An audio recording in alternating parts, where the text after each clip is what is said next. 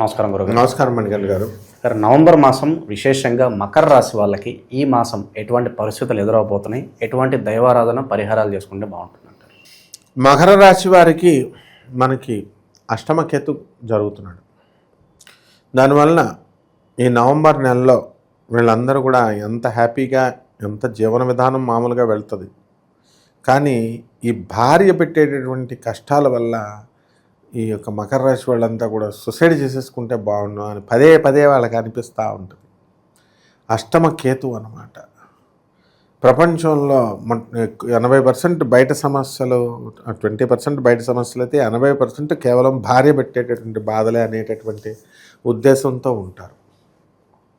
అయితే ఈ భార్యాభర్తలు వేరే వేరే ఊర్లలో ఉద్యోగాలు చేసుకోవడము, కొంతమందికి మనకి గురుగ్రహం, అదే అంటున్నా, అందువల్లనే వ్యక్తిగత జాతకం చూడాలి. గురుగ్రహము, శుభగ్రహాలు మంచిగా ఉన్నట్లయితే వాళ్ళంతా కూడా బాగానే ఉంటారు, విడాకులకి అలాంటి వాటికి వెళ్ళనమాట.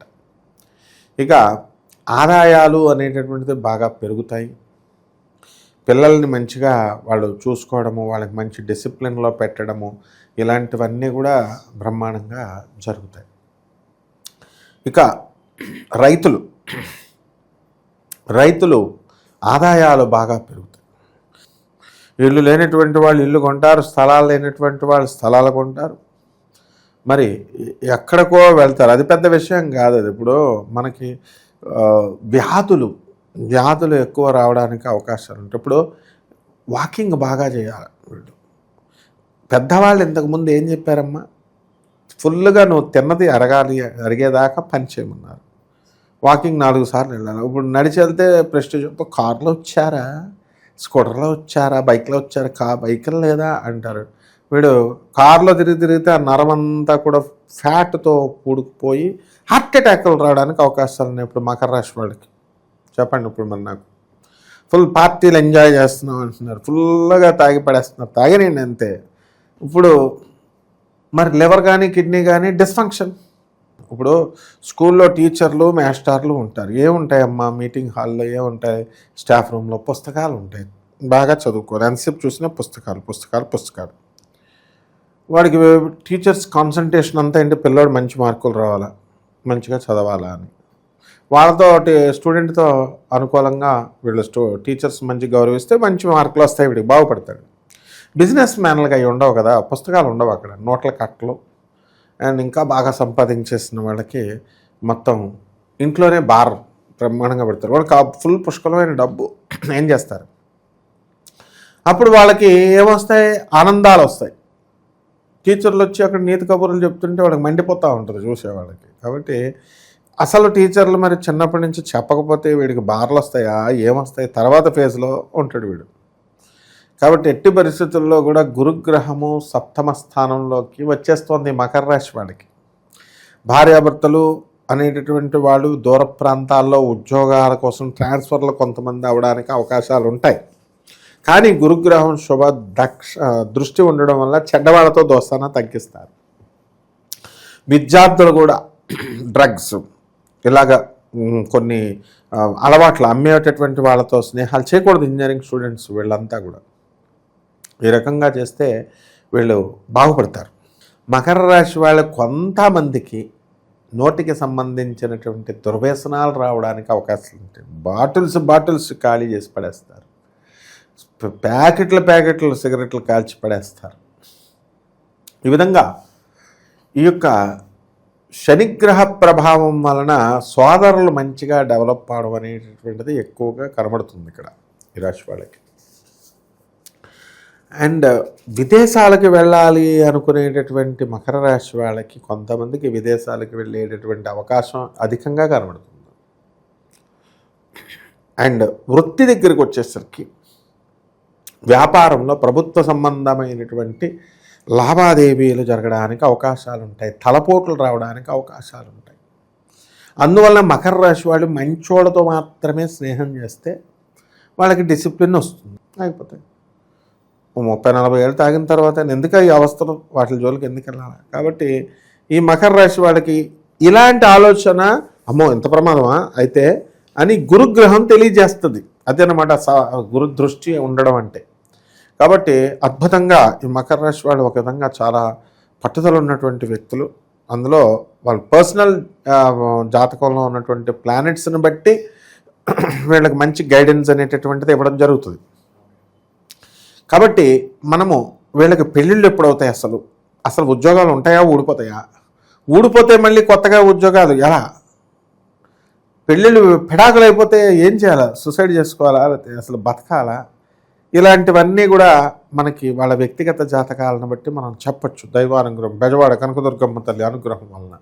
అయితే ఇక్కడ ఏంటి జ్యోతిష్కుడు ఏం చెప్తాడు అనుకుంటారు, కాదు. ఇప్పుడు ఉద్యోగాలు ఒక స్టేటస్లో చేస్తారు, అదే ర్యాంకులో రావాలనుకుంటారు. గురువు ఏం చెప్తాడో తెలుసా, నాయన ఒక స్టెప్ డౌన్ అయినా ముందు ఉద్యోగం పట్టుకోనికి బ్యాడ్ టైం నడుస్తుంది అంటారు. అది చెప్పిన చిన్న సలహాయే, కానీ వాడు నిజంగానే జాయిన్ అయిన వాళ్ళు అమెరికాలో కొంతమంది 100 మంది లాభం పొందిన వాళ్ళు నా చిన్న సలహా వల్ల ఉన్నారు. అలాగే తాగేవాడు ఆయన, మరి నేనే చూశాను, ఆయన నిన్నే ఎగిరిపోయాడు, ఒకడు కిడ్నీలు ఆగిపోయిన బాత్రూంలోకి వెళ్ళినాడు బయటికి రాలే, అలా అయిపోయారు నాయన అంటే మానేసిన వాళ్ళు కూడా ఉంటారు. ఇదే గురు సలహా అంటే, గురుగ్రహం. కాబట్టి ఈ రకంగా మనము మహిళలంతా కూడా చక్కగా వేరే వేరే ఊర్లలో డిస్ప్లేస్మెంట్లు జరుగుతాయి. మకర రాశి వాళ్ళకి సహజంగా పాపం వీళ్ళు డిసిప్లిన్డ్ పర్సన్స్. చెడ్డ గ్రహాల సంపుటి వల్ల అలా జరుగుతుంది. నవంబర్ నెలలో లాస్ట్ మంత్ కంటే ఇప్పుడు కొంచెం బాగుపడతారు. శత్రువుల పీడ జరుగుతుంది, కానీ భార్య చేతిలో ఓడిపోతారు వీళ్ళు. భార్య పెట్టిన కేసులు గెలవలేరు పాపం, అందువలన చాలా ఇబ్బంది పెడుతుంది. అండ్ చెప్పుకోలేరు, కానీ ఆయన మొగుళ్ళను కొట్టే పిల్లలు కూడా ఉన్నారు, తర్వాత మామగారులను కొట్టే పిల్లలు కూడా ఉన్నారు, అత్తగారుల సంగతి వదిలి. కాబట్టి ఈ మకర రాశి గారికి ఈ నెలలో ఇలాంటి డేంజర్లు ఉన్నాయి. అత్తగారు భార్య కూడా కలిపి కొట్టేసేవాళ్ళు ఉన్నారు. నాకు అనుభవం చూస్తున్నాను, అంటే మా శిష్యులు నాకు కొట్టేశారు.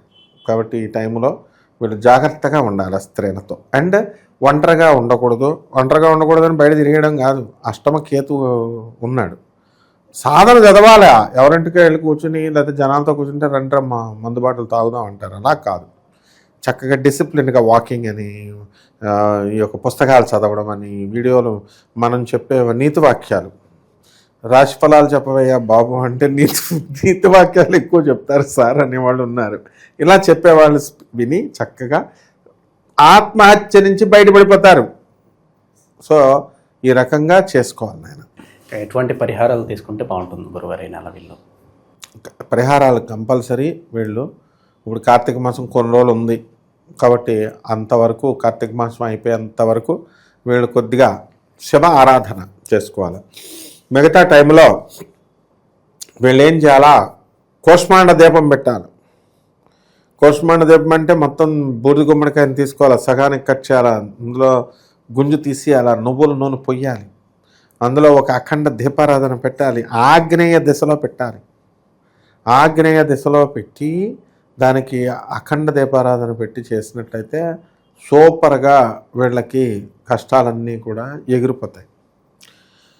నెక్స్ట్ ఈ యొక్క రాశి వాళ్ళందరూ కూడా రావి చెట్టు చుట్టూ ప్రదక్షిణాలు చేయాలి. దర్భగడ్డిని తెచ్చుకొని, దర్భగడ్డినితో మనకి ఆ గరిక గడ్డితో మనకి ఈ యొక్క వినాయకుడికి పూజ చేయాలి. ఓం గం గణపతయే నమః, ఓం గణేశాయ నమః అంటూ పేదవాళ్ళకి లడ్డూలు పంచాలి. వినాయకుడికి కుడుములు నైవేద్యం, లడ్డూలు నైవేద్యం పెట్టి అవి పేదవాళ్ళకి పంచాలి. తర్వాత ఈ యొక్క రాశి వారికి అందరికీ కూడా కొంతమందిని అడాప్ట్ చేసుకుని అనాథ పిల్లల్ని, సాధువుల్ని, లేకపోతే వాళ్ళకి అన్నం, భిక్షాన్నం పెట్టాలి. గురుదేవులైనటువంటి దత్తాత్రేయ స్వాముల వారి దగ్గరికి వెళ్ళి వాళ్ళు గణగాపురం వెళ్ళి స్వామివారి యొక్క దర్శనం చేసుకోవాలా. ఇందులో చెప్పులు వేసుకొని వెళ్ళకూడదు. ఒక ఆవిడకి పట్టు చీరలు కట్టుకొని వెళ్ళకండి అమ్మా అన్నాను. గురువు దగ్గరికి పట్టు చీరలు కట్టుకుని అందరండి, ఏమంటే మీరు ఎవరిని ఉద్దేశించారో అన్నారండి అనే అంటున్నారు. అలా అనకూడదు, ఎవరిని ఉద్దేశించేది కాదు. This is a common matter, it is a common order. చాలామందికి బాధపడవచ్చు, ఏమంటే వీళ్ళు ఏంటి పట్టు చీరలు వద్దు అంటున్నాడు, బంగారం పెట్టుకుని వెళ్ళదు. బంగారం తీసేస్తున్నారులే, రోడ్డు గోల్డ్ దొంగలు ఉంటారని పట్టు చీరలు కొట్టుకుని దర్పాన్ని ప్రదర్శించొద్దు అని చెప్పడంలో మన ఉద్దేశం. గురువుల దగ్గరికి వెళ్ళినప్పుడు, దత్తాత్రేయ స్వామి వారి దగ్గరికి వెళ్ళినప్పుడు ఈ రకంగా చేసుకుంటే బ్రహ్మాండంగా ఉంటుంది. చాలా బాగా వివరించారు. ధన్యవాదాలు గురుగారు. ధన్యవాదాలు.